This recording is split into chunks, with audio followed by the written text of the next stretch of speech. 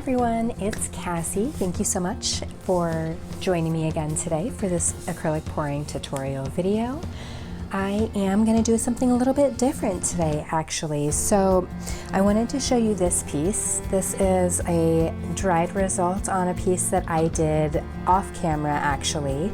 I had been in a little bit of a color choosing slump, and so I decided to use some color theory and just choose colors based on the color wheel. I'm going to share that with you in a moment. And I did this piece just to try to get back in the swing of things, and I actually love how these colors worked together. I will also show you the wet results. I'll show you a photo I took of that so you can see the extreme difference in how the colors dried. But this piece turned out really amazing, so I wanted to see what I could do to try to recreate this one a little bit for you here on camera so you could see how I made this piece. All right, so I decided to go for a little bit larger canvas this time. So the piece I created was on a 16 by 20 inch canvas. This is on a sorry, that's a 10 by 20 canvas. This is a 12 by 24 canvas, and you can see it's pre-primed black already. So here's what I did. I decided I was going to go for that piece, I actually did a split complementary tone. So here's my color wheel, and you can see here if you are gonna do, I just went and picked one color. A split complementary is going to be three colors. So you pick one primary color and then you pick two secondary colors to support it.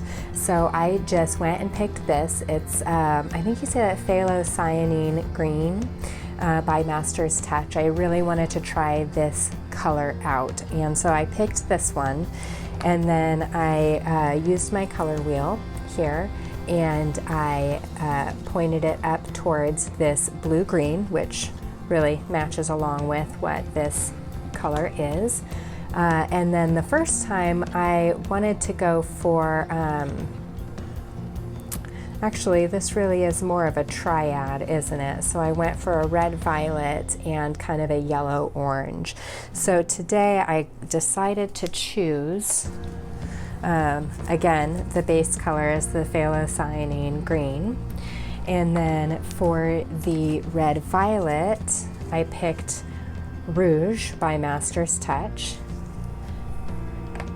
And then for the yellow orange, I went with a iridescent copper by PBO, and then I added a little bit of iridescent gold in there and a touch of the rouge. So I think this is maybe not quite as yellow as the triad wants it, but I think I'm going to go with it because I like it. And then what I decided to do for the base is I wanted it to be dark, so I used the phthalocyanine blue for the base. So I am going to just do this piece exactly or as similarly as possible to the one I did off camera as possible. So I'm going to start with the blue. You can see just how bright this blue is, but on the other piece it dried very, very dark. Probably going to need more than what I've got. I hope I don't have to mix more. I'm going to blow this out a little. Actually, I'll tilt it some. Just trying to get it covered here.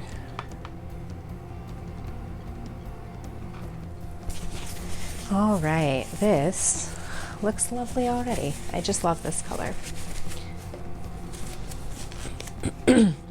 So, because my green is going to be, oh, I also forgot to mention, I'm going to use a little bit of white, not very much. This is just pre-mixed Amsterdam titanium white, and I'm going to just use that just to give the little bit of separation to the colors actually. So why don't we start with that.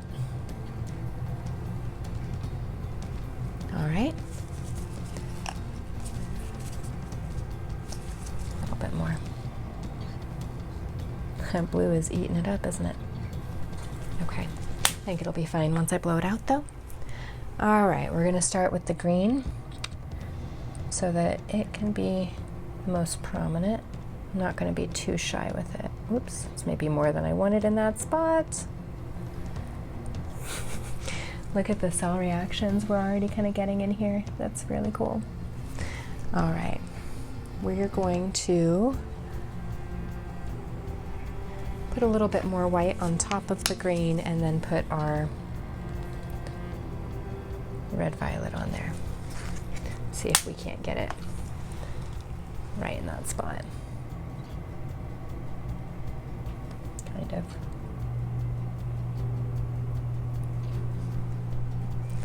And we'll come in with our metallics as well. Okay. I don't think I'm going to put any more white on the top. I'm going to torch this.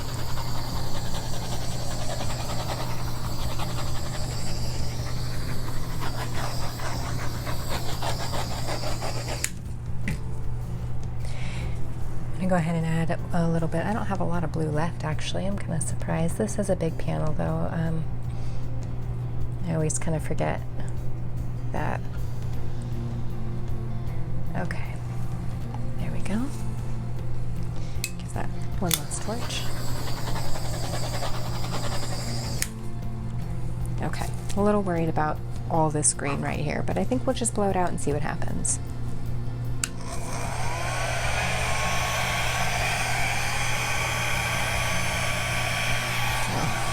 I really forgot to kind of blow this over a little bit. I do want to do that.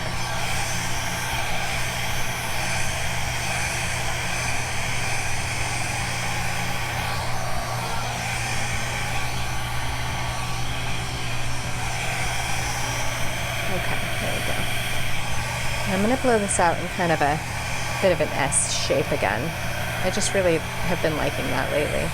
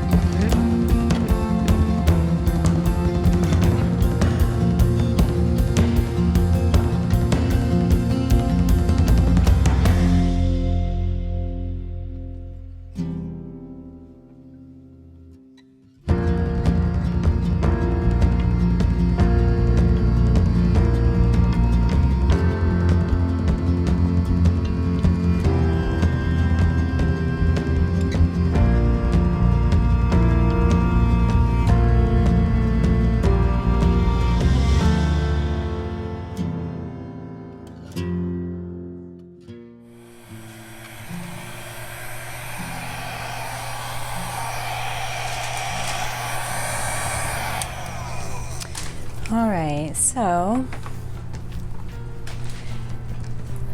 I kind of like this. It's not bad the way it's blown out, but I really think that there is way too much copper orange over here. And green is not really the dominant color in here anymore. So I think I'm gonna go ahead and actually add more color in on top of this, and we're gonna see what happens.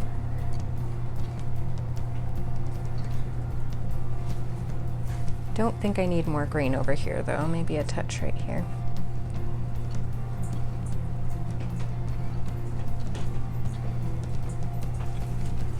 All right, I'm gonna add a little bit of this.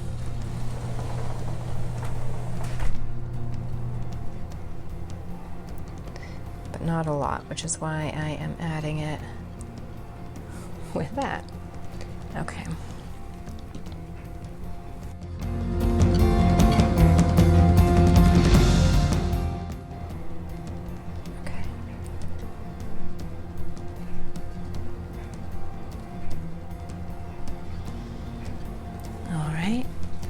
I do want a little copper in here, but I don't want it to be overpowering.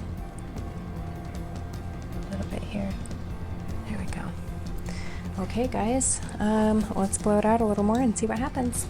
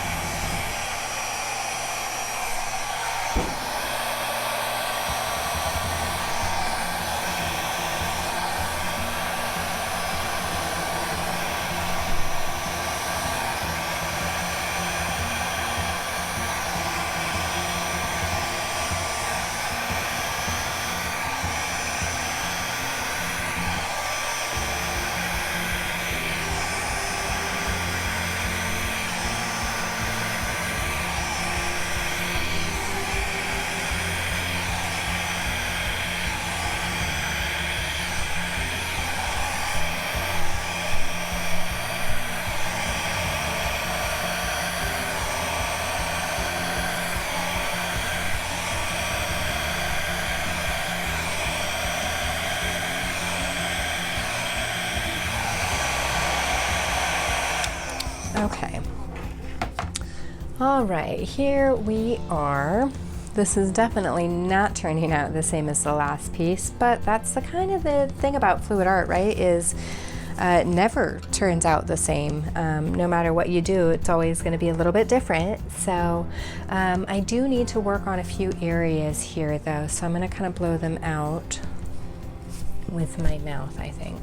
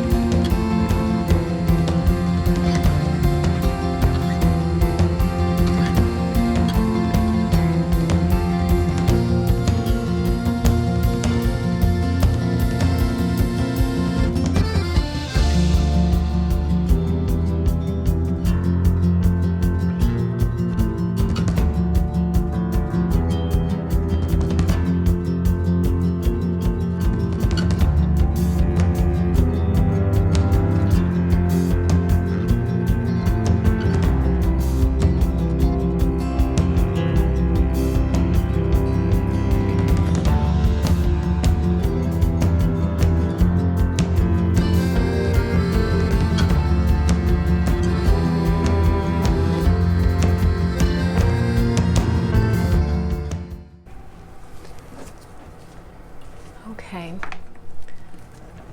so this, I don't like this hard line here. I'm going to go ahead and I think swipe that out. So let me get some paint down here. Let's see.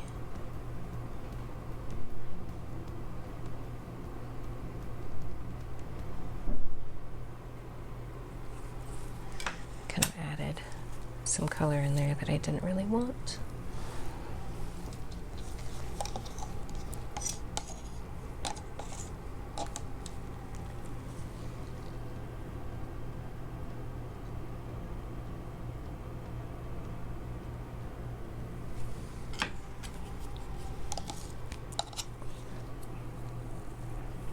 Actually, I think I'm going to blow that a little bit now.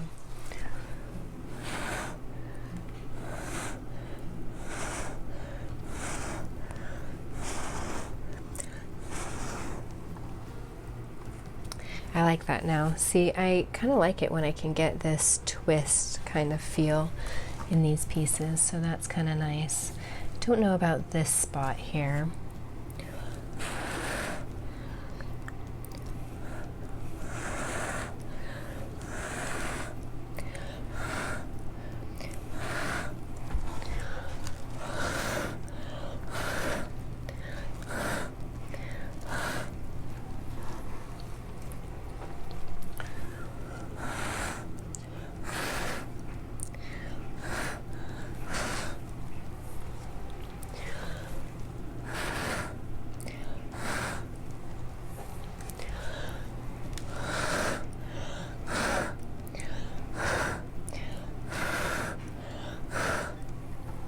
Okay. I think I like this a lot more now. I've got kind of this feeling where it comes around and twists a little bit. So that's kind of nice, and then swings around here.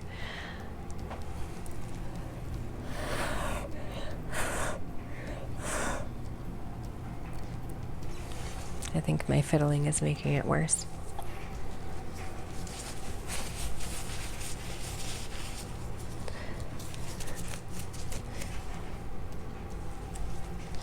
Let me see if I can level the paint out a little bit. There's really not a lot left on the canvas at this point.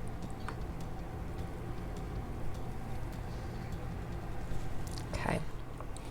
Now I did leave a couple of dots in here inadvertently. Let me make sure I don't drip on the canvas.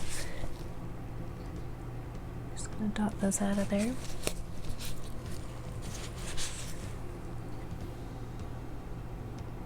There we go. That's better.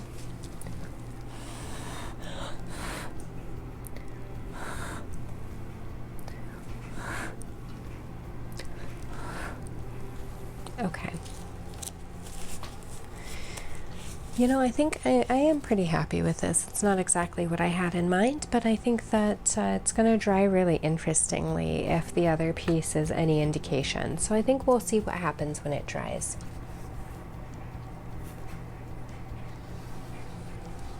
I'm going to clean up the edges here, and I will bring you guys in for a close-up.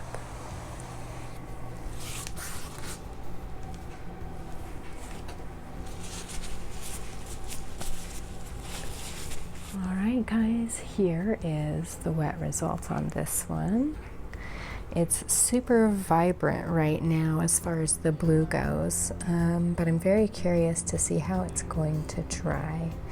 Definitely had a lot of over mixing on the colors. I kind of blew more than I normally would, but I think it might be kind of neat. So we'll see. Very, very curious to see how this one dries.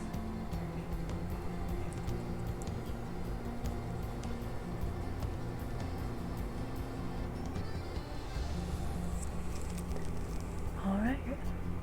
Thanks for joining me, guys. See you next time. All right, here is the dried result. Pardon me for it being a little bit of a dim room and on my couch and from an iPhone with no real microphone. So, but I really wanted to make sure you guys got to see the dried result on this one. This piece has already been varnished as well.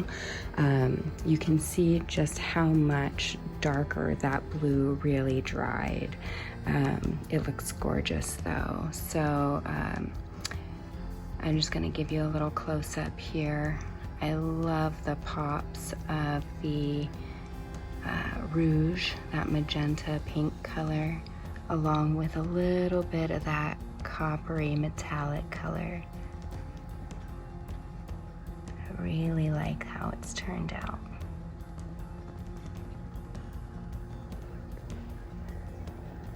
I don't know about you, but I kind of see a some kind of bird in the middle. I see a lot of birds in my paintings for some reason. So, all right, well, there you have it, the whole kit and caboodle. I really hope you guys enjoyed the video, and I'll see you next time. Thanks.